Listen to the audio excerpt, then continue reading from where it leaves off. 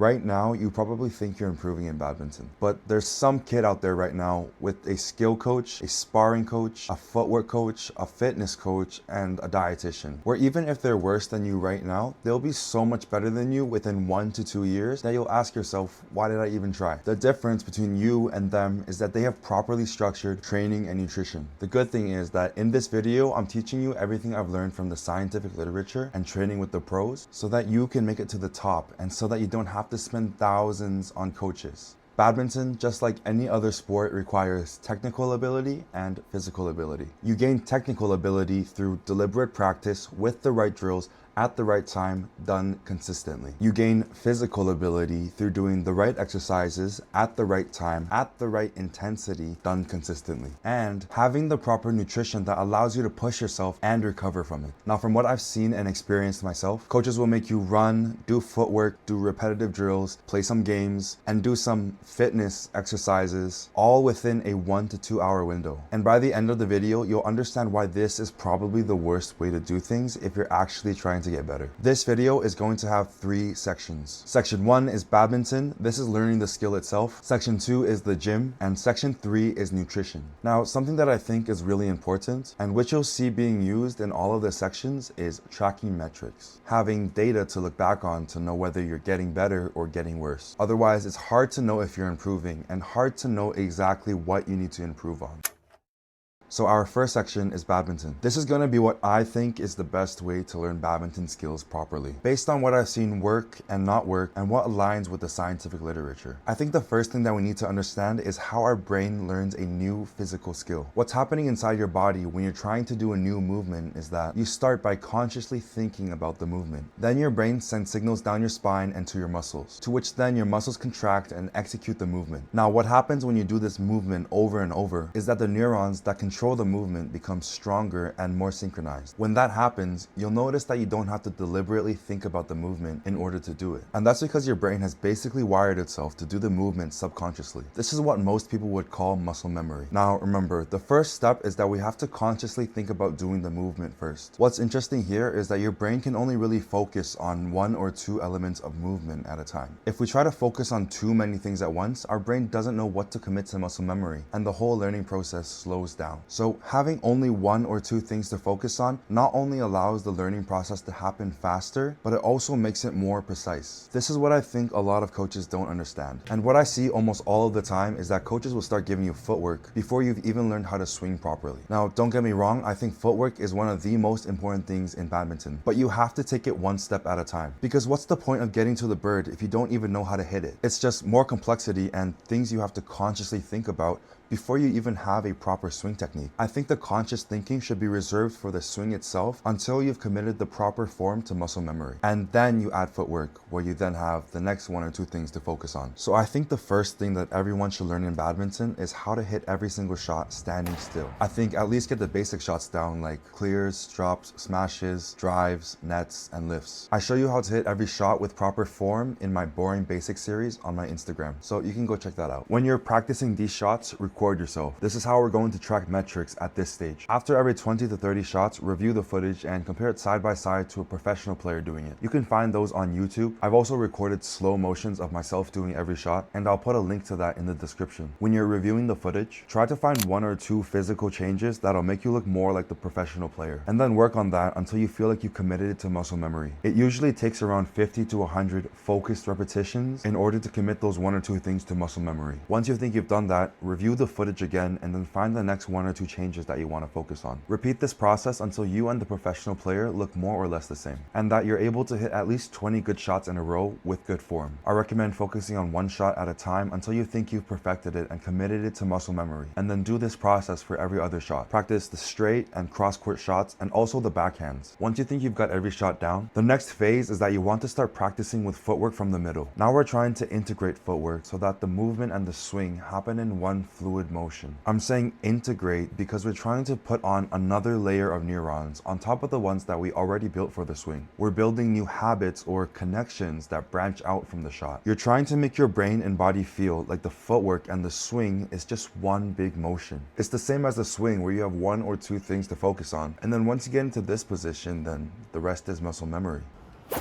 The reason why I'm not recommending to learn the footwork separately and then try to combine it with the swing is because then your brain learns those as two different movements, to where you need a third step of trying to combine the two. Okay, so now that you're practicing moving from the middle, I really want to emphasize that you do the correct footwork. And what I mean by that is that you want to have the right movements with the right rhythm. Here's what that looks like. A wide split step so that you're in a good position to push off, a powerful push off, staying low during your shuffle, having a powerful rebound step. This is going to give you more time to prepare for the next shot, and then slowing your momentum down and split stepping for the next shot. That's the proper way to reset so that you can do the footwork process again. I see a lot of people practicing their footwork like this. Being lazy with small split steps, weak push-offs, high shuffles, and slow rebound steps. Look what happens if you do that in an actual game.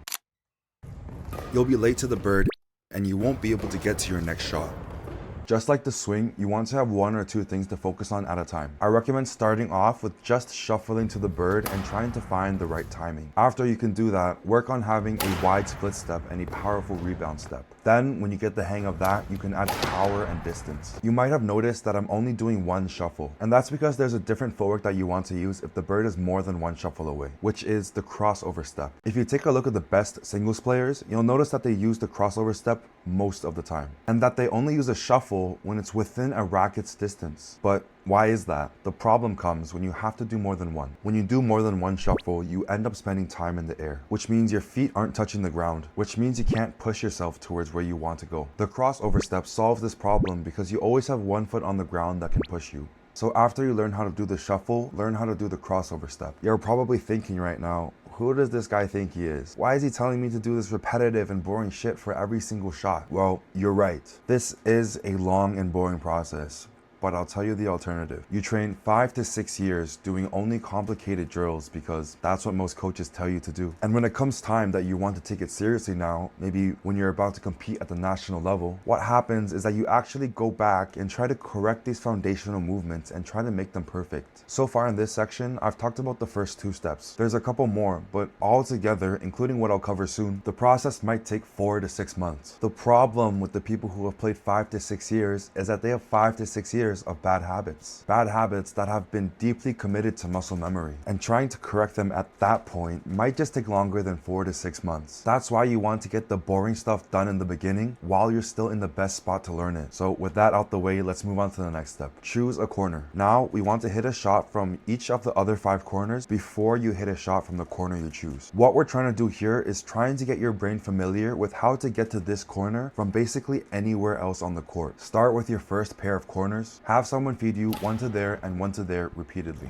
You can mix up the shots you hit, but what you want to focus on now is the footwork and the footwork timing. Having a wide, powerful split step, having a powerful rebound step, and what I think is the most important part is slowing your momentum down and split stepping at the right time. Touching the ground right when your opponent touches the bird. Once you get the hang of that, then you can add some randomness between the 2 corners. And this means you really have to wait until your opponent hits and to really focus on timing your split step correctly so that you can train yourself to react while it's happening rather than moving before they hit. When you do this drill, I recommend you start at a lower intensity where you're getting easier and slower shots. And then once you get the hang of that, then you can start getting faster and more difficult shots to hit. Once you can do that well, repeat the process for each of the other pairs of corners. And then move on to the next starting corner and do the same thing. Of course, you don't have to repeat the corners that you've already done. Also, there's one good habit that you want to keep in mind, which is to almost follow your shot. What this means is that using your rebound step, you want to position yourself a little differently depending on what shot you take. If you hit it cross, move a bit closer to the other side. If you hit it to the back, position yourself a bit closer to the back of the court. If you hit it close to the net, position yourself close to the net. It's almost as if you're mirroring where your bird is going. This just puts you in a good position to receive the most likely or most difficult shot. Once you make it this far, you will be so fluent in getting to anywhere on the court from anywhere on the court. And if you have made it this far, I can almost promise you that you have better fundamentals than 90% of the players. Now we can add some complicated shot sequences and strategy. And I've made a list of what I think are the best drills. But first, what makes a good drill? That it's likely to happen in a game, that you're putting pressure on the opponent or they're putting pressure on you, or situations where you're reversing the attack from your opponent attacking you to you attacking your opponent. I also like to start my drills from a serving position because I want to get my brain familiar with what an actual game is like. So you can do that too if you want. This list is in no particular order. We have drop, net, smash, drives, placement, smash, block, and then smash. Block, Taxes. net, smash. And I think he will be trying. Returning a short serve with a placement, smash, and follow-up. And finally, only hitting defensive shots, which is lifts, clears, and blocks. But you're also trying to pressure your opponent through these defensive shots and trying to make them lose their balance and rhythm. Now let's talk strategy, what you should be thinking during a game. At this point, you've practiced your footwork and swing thousands of times, so you shouldn't be thinking, what are my feet doing, or how do I hit this shot? Because you should be able to do that without thinking at this point. Instead, you want to put your focus on your opponent. Where are they standing? What kind of shots can I do to get them out of position? How do I break their pace and give them something they haven't practiced for? What is the weakness that I can punish? Here are a few tactics you can try so you can figure that out. Try hitting to each of the corners in different orders. Hit to the back corner, then to the front corner, hit to one back corner and then to the other back corner, hit to the same back corner twice, and then do the same for the front. Hit to the front, then to the back, do one front corner, then the other, and then the same corner twice. What you should be paying attention to here is how well do they move backward? Can they change direction easily? And are they able to rotate easily? If you can find their weakness here, then you can target it. If they can't move forward well, hit a shot to the back, then hit a shot to the front and make them run forward. If they can't move backwards well, hit a shot to the front, then hit a shot to the back and make them move backwards. If they can't change direction easily, hitting to the same corner will put them in a situation where they have to keep changing their body's momentum. And if they can't rotate easily, alternate between hitting to the left and right to make them rotate. It sounds pretty simple to think like this, and it is. But most people are too concerned with what their own body is doing to put attention on the opponent. The next thing you can try is changing the pace. You might have heard this before, but what it means is that you're changing the speed and pressure of your shots and movements. So that means going from high lifts, high clears, and drops to smashes, flatter lifts, drives, and punch clears. This also means you're switching from slower movement to something fast and aggressive and getting to the bird sooner. Why this works is because your opponent has to time their split step and movement based on the shot that you hit. If you hit a slower shot, your opponent also has to move slower in order to time their shot correctly. And if you suddenly speed everything up, you mess up their timing if they're not focused. Kento Momota is someone who does this very well. 100% power smashes, unless of course there's an open opportunity. But then half smashes first to open up for the bigger ones after that. But his movement is still good. Yeah. And here it comes. Yeah. Now, having a powerful smash is going to win you points, but your opponent is not just going to give you an easy lift so you can smash it. If you look at the professional matches, most of the points are won because your opponent is out of position, to where they hit a bad shot which either goes out, that's wide, or is a shot that can be easily attacked, or they just aren't able to get to the bird in the first place. That's why you need to read your opponent and find their weakness so that you can put them in that kind of position. Now, something I struggled with for a long time, which a lot of my coaches didn't really give me a good answer for, those moments that I feel completely lost on court, especially if I'm playing someone who's a lot better than me, and I just end up freezing up and playing like shit. I'm obviously not thinking about strategy if I can't even focus on my own game. If you've felt like this too, then this is actually a good thing. And that's because you get to practice being under pressure early, rather than when it's too late. In order to make sure that you can perform in these moments, you have to make it simple on your brain. And I've come up with this framework which is almost stupidly obvious. When your opponent hits the shot, number 1, get to the bird. Number 2, hit the bird. Number 3, follow up, so moving to the right position using your rebound footwork. And number 4, prepare. Get ready to split step to prepare for the next shot and repeat this process. GHFA.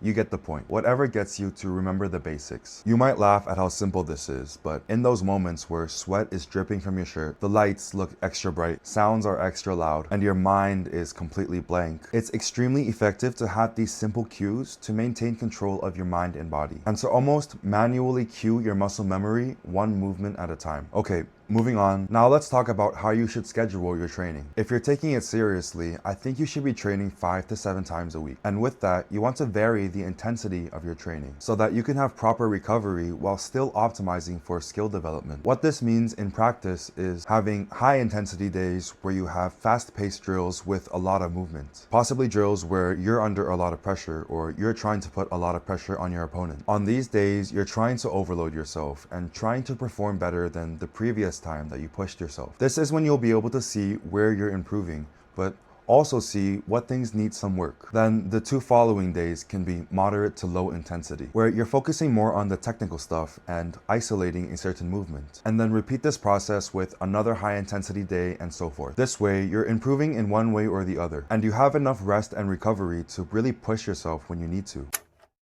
Now, let's move on to what you should do in the gym. Just for context, I'm a certified personal trainer, and I used to be the trainer for my university's varsity badminton team. You might be thinking to yourself, if I want to get better at badminton, why don't I just train more badminton? Why do I need the gym? Well, because moving faster and hitting harder shots requires more muscles and stronger muscles. And doing purely badminton movements just doesn't cause this growth. At least not nearly as effectively as dedicated movements that are designed to do exactly that. For example, if you're trying to get a more explosive split step by doing split steps over and over, by the time you get to, 200 reps, you're going to be completely out of breath and you've probably damaged your knees to the point where you can't walk or play for a couple days. You end up growing no new muscle tissue and maybe even lost some, and now you're crippled. On the other hand, a set of squats done correctly grows multiple times the amount of muscle and it doesn't leave you destroyed. You might get sore, but that's only for the first few times anyway. Okay, so now that we know why we need to hit the gym, let's talk about what to do exactly. I've divided your different muscles into groups, which you'll train on different days. There's legs, back and tricep, chest and bicep, shoulders, forearms and calves, core, and then some plyometrics. Now, before I list out the exercises, there are 3 important things that you should pay attention to in order to maximize muscle growth, regardless of what exercise you do. Number 1 is having a full range of motion. What this means is that your muscle fibers align in a certain direction, and you want to try and stretch them as far as possible, as well as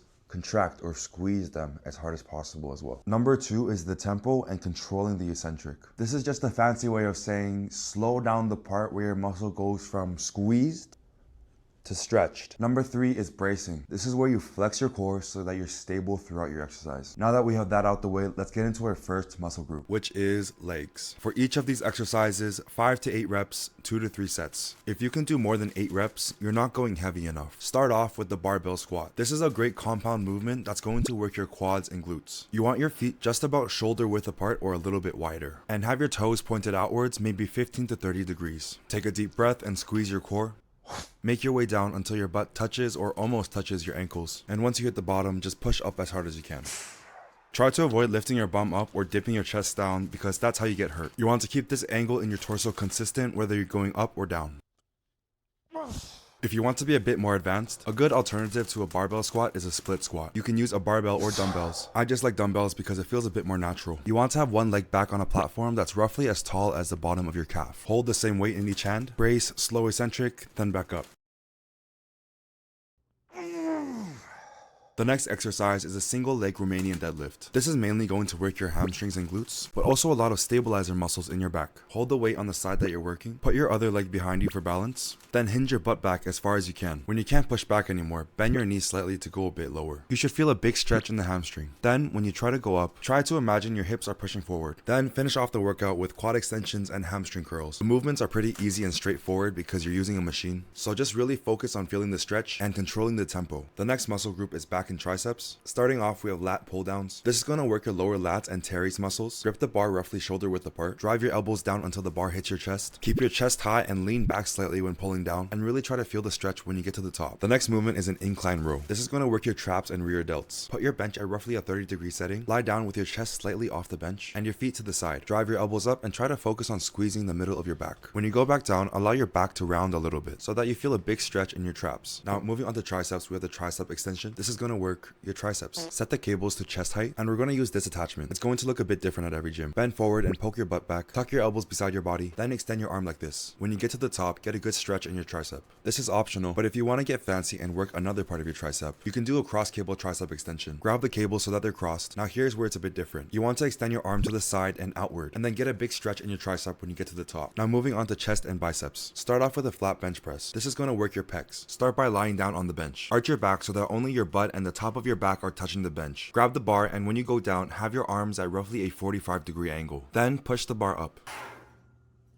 Then move on to the incline press. This is going to work your upper chest and front delts. Put your bench to a 30 to 45 degree angle. Lie down and arch your back. Again, have your arms at a 45 degree angle as you go down until your bar hits your chest. Then just push straight up. Now for biceps, we're going to start with preacher curls. Some gyms have specific platforms for this, but if yours doesn't, a bench at a 45 degree angle is the same thing. The movement's pretty simple. Just bring your hand to your shoulder. Moving on to our next muscle group, we have shoulders, forearms, and calves. Starting off, we have cross cable Y raises. This is the goat of all shoulder exercises. Set the cables to the height of your hand. Grab the cables so that they're crossed. Then raise your arms up until you reach the top and look like the letter Y. The next exercise is a shoulder press. Have the bench in an upright position. Sit down and arch your back. Then push straight up with your arms at a 45 degree angle. Then move on to wrist curls and reverse wrist curls. Kneel beside the bench with your wrist slightly off the bench. Then curl the weight with your palm up or palm down. Then finish off with some calf raises. I'm sure you already know how to do this. A little tip though is having some sort of a platform which you place just your toes on so that you can get that extra stretch at the bottom. Now moving on to the next day, we have core. Don't worry, there's only one more day after this. Start off with cable crunches. This is going to train mainly your upper abs. Set the cables to just around head height and kneel in front of the cables. I like using this attachment, but really you can use anything that you can grab both hands onto. Hold the cable by your head, then pretend like you're trying to touch your chest to your belly button. Also try not to swing the weight with your arms. Then move on to leg raises. This is going to bias the lower abs. It's a bit hard to add weights to this exercise, so instead do more repetitions if it gets too easy. Then to end off core day, we have oblique raises. Put your legs on a bench, and all you have to do is move your hips up and down. You should feel the stretch right here when you're at the bottom. Now finally, the last day, we're going to do some plyometrics. These aren't really for building muscle. This is more so for mind-muscle connection and getting your brain used to using many muscles at once in a very short amount of time. We just built all that new muscle in the gym, and this is where we calibrate it so it becomes functional. Starting off, we're going to do single leg hops. We're going to do 5 hops per side and do that for 3 sets. For this one, try to bring your knee to your hips and to stay on your toes and keep your heel off the ground, and put something on the ground to keep track of how far you went. Then at the end of the 3 sets, measure how far you went with each leg. You can use a measuring tape, or you can just use footsteps. Keep track of this so that next time you can see if you made any progress. Next, we're going to do half kneeling side jumps. Kneel down on one knee and put your weight on the other leg. Then push off and try to land as far as possible. Do this 5 to 6 times for each side. Now for the next movement, we're going to start with the half kneeling side jump, but then we're going to add 2 crossover steps after we land. And these are behind the leg crossover steps, just like the ones you would use in badminton. For this movement, do 3 sets per side. And the final movement is going to be medicine ball throws. First, lie down and place a medicine ball on your lower back. Lean as far back as you can with your arms bent, and then throw the ball at the wall as hard as you can. The goal is to throw it hard enough so that it bounces back and so you can catch it in your hands. You want to do 3 sets of 5 throws. Try to sit far enough back so that 5 throws is somewhat challenging.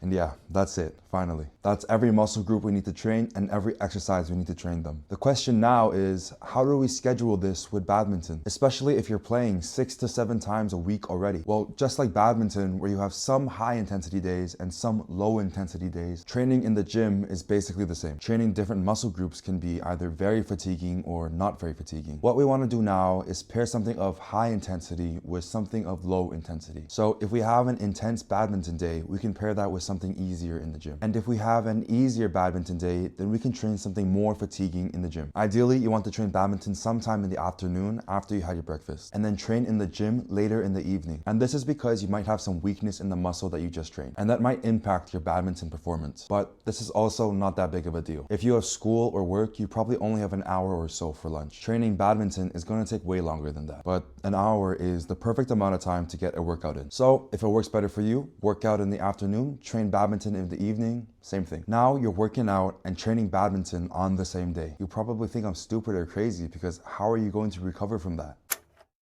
If you're going to train like a professional athlete, you're going to have to eat like a professional athlete too. First, let's understand some things about nutrition. Carbs are the main source of energy that your body's going to use during badminton or working out. As you might have learned in school, ATP is what our bodies use as energy. More specifically, it's what drives and fuels muscle contractions. And our body's favorite way to make ATP is through carbs, because carbs are faster and more efficient in creating ATP than proteins or fats. Our body even stores carbs inside our muscles so that we can use it later. In fancy science words, this is called glycogen. When you're training, your body uses a combination of glycogen and carbs that are circulating within your bloodstream. Keep this in mind because this is going to play a big role on how we structure and time our meals. One more important thing that you should understand is that protein is what our body needs for repair and growth. Not only for muscles, but for tendons, ligaments, and most other tissues in your body. This is why hitting your daily protein intake goals is important, and we'll talk about that a little bit later. Another cool thing about protein is that it has the ability to activate healing pathways as a signaling molecule. So the timing of our protein is also something we're going to consider when planning our meals. So let's get straight into that. Okay, so we know that we have one session in the afternoon and one in the evening where we're either going to play badminton or work out. The order doesn't matter because the food is going to be the same. So before the afternoon session, we're going to have breakfast, which is 2 to 3 hours before the training. And then we'll have a carb up immediately before the training, which we'll also do before our evening session. We can categorize these as pre-workout meals. Then within an hour after these training sessions, that's when you're going to have another meal. This is going to be your lunch and dinner, and we can call these the post-workout meals. And we'll get into why the timing matters in a little bit. But first, let's talk about the first meal of the day, which is breakfast. You want this meal to be high carb, moderate fat, moderate protein. The goal with breakfast is that you want to start topping up your glycogen stores. Also, you don't want too much fat because fat slows down your digestion. And since in 2 to 3 hours you're going to train, you don't want that feeling of being super full and distended. So a good breakfast is something like 3 to 4 eggs, 2 to 3 sweet potatoes, and some spinach. If you want, maybe some rice or bread as well. To make it simple, your breakfast should have 2 handfuls of fruits and veggies and 1 handful of some sort of protein. Now, moving on to the pre-workout carb up, which you'll have right before you start badminton or a workout. Ideally, 15 to 30 minutes before you start. Remember what I said about how your body uses carbs from both your glycogen and your bloodstream? Well, the carbs that you had for breakfast and the carbs that you had for dinner the previous night, they more or less have been stored as glycogen now. But that's only giving your body one source of carbs. What we want to do with this carb up is to introduce carbs into our bloodstream so that our body now has both options. And so you have enough carbs in total to sustain performance throughout the activity you're about to do. So carbs, specifically fast digesting carbs, is one of the things that we want to have in our carb up. But there's one more really important thing that we need, which is electrolytes. You probably know what these are. They're minerals like sodium, potassium, calcium, and you need them to function and be alive. But let's get a bit more specific on what electrolytes are important for, at least in the context of badminton and working out. Your brain needs them to send signals to your muscles. Your muscles need them to contract. You need sodium to absorb the carbs that you're ingesting, and the list goes on. Now, I want to talk a bit about sodium. You really want to make sure you have it in your system before you start. If you've ever felt foggy or dizzy after playing and sweating a lot, this might be what is happening. You see, when you sweat, you lose sodium with the sweat, but your brain doesn't sweat. And that means you end up with more sodium in your brain than in your body. As you might know, water goes towards sodium. So the water in your body starts flowing towards your head and swelling your brain. And if you drink more water that doesn't have any sodium in it, it's going to make the problem even worse because that's even more water that's going to flow to your brain and swell it even more. If this sounds scary, it's because it is. This is something that can seriously hurt you, put you into a coma, or even kill you if you're not careful. This is just some context to why you shouldn't overlook electrolytes before exercising. I think the most important electrolytes that you should focus on getting in pre-workout are sodium and potassium. Okay, so now we know that we need fast digesting carbs and electrolytes for our pre-workout carb up. What does this look like? The easiest way is to have 1 or 2 sports drinks. They have carbs and some electrolytes. You should also do what I do and add some extra electrolytes to this, but we'll talk about that in a second. As for your source of fast digesting carbs, you can just have any sugary drink of your choice. You should aim for 40 to 70 grams of carbs. Now, for most sports drinks on the market, I don't think they have enough electrolytes by themselves, especially for someone who's going to be training hard and sweating a lot. So I recommend adding a pinch or 2 of salt into the drinks as well. Now, there are actually 2 kinds of salts that you should add: regular salt and potassium salt. Regular salt, sodium chloride, you can find that anywhere, it's just table salt. And potassium salt or potassium chloride is usually sold as salt-free salt. To your drinks, you want to add a big pinch of regular salt and a smaller pinch of potassium salt. For a workout that's going to last around an hour or so, this should be enough. But for badminton, which could last 2 to 3 hours and where you're sweating a lot more, you should have 1, 2, even 3 extra bottles to drink throughout. Let's move on to after the activity. Now it's time for lunch, or our first post-workout meal. For this meal, we want to have high carbs, high protein, and moderate fat. And you want to eat this meal within 1 hour of finishing the activity, ideally. There's 2 main things that we want to achieve with this meal. 1, replenish glycogen, and 2, initiate recovery. After playing badminton or working out hard, your glycogen will be more or less depleted. And to fully restore them, it normally takes 24 hours to a few days. But within the first 1 to 2 hours after activity, there are certain molecules that your body has created that will cause this process to happen 2 to 3 times faster. And that's why it's important to get a high carb meal within an hour, because it means you can fill up your glycogen stores again for your evening session. The second thing we're trying to achieve with this meal is to initiate recovery. After intense activity, especially if it's a heavy badminton session, your body is depleted of nutrients and it's almost put into a survival state where recovery is pushed back in its priorities. This is because pathways like AMPK and FOXO are activated and your cortisol is probably elevated as well. This is where protein's ability to activate healing pathways comes in. Protein is able to shift your body from this survival state where you're potentially breaking down muscle to a state where you're repairing and growing. So what does this meal look like? I like to have rice as my carb and then some red meat like ground beef as my protein source, just because red meat is a bit more dense in micronutrients. And then lastly, some sort of veggie. Again, for this meal, just like breakfast, you don't want too much fat so that your digestion isn't slowed down too much. You don't really have to pay too much attention to the fat. Just don't choose foods that are known to be super oily or fatty like pork belly or super creamy stuff. I'd say a good rule of thumb for lunch is 2 handfuls of carbs, 2 handfuls of protein, and 1 handful of veggies. The next pre-workout carb up, same as the last one. And then after you finish your evening session, you have dinner, your second post-workout meal. For this meal, you want to have high carb, high protein, and moderate to high fat. This is basically the same thing as your lunch. You can just pay less attention to the fat because it's okay to have a bit slower digestion now. It's going to keep you full until you sleep and throughout the night. That being said, don't go drinking olive oil or eating straight up butter. A nice dinner would be some rice, some steak, a nice soup, a sweet potato, some veggies. Basically the same thing as lunch, where it's 2 handfuls of carbs, 2 handfuls of protein, and a handful of veggies, plus anything else you want to throw on top. So now that we're at the end of the day, I feel like it's a good time to talk about daily nutrition. So what I mean by daily nutrition is, what do your meals add up to at the end of the day?